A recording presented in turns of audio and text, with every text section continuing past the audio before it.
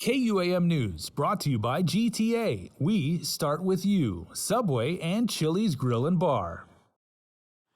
The first step, says Army Corps Lieutenant Colonel Eric Marshall, is to establish a charrette. That's a planning group which brings together the key stakeholders to come up with a long-term scope for the facility. The Corps of Engineers, one thing that we do really well, I'd even say that the Corps is best in show at is planning. Because that's something we are an unbiased arbiter. We tend to have that kind of credibility that we're not going to come in with an agenda, and that we can bring multiple stakeholders together to try to find what is the optimum solution given the constraints at hand. Congressman St. Nicholas says he is working to secure some $450,000 from the Interior Department, which is needed to be able to engage the Corps.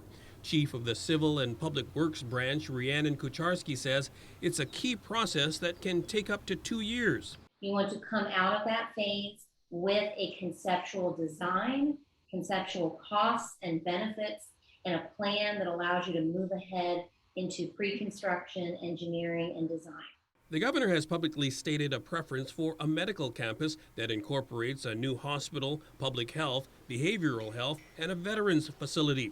Program Manager Don Slack says the charrette will explore all the options. We're going to be looking at, what is it that our goal is, and we'll be providing different options on how to get there.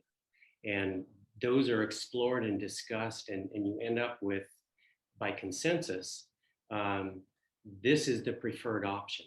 And that option could be a campus, or it could be that really what we want to do is bring everything under one roof.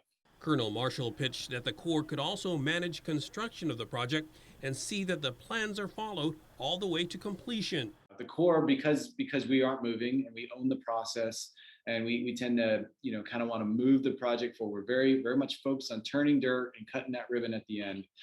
We tend to be a bit of a stabilizing spine. A 2019 Corps assessment found rebuilding GMH at the current site would cost more than $750 million, but a new facility at a new site would be cheaper.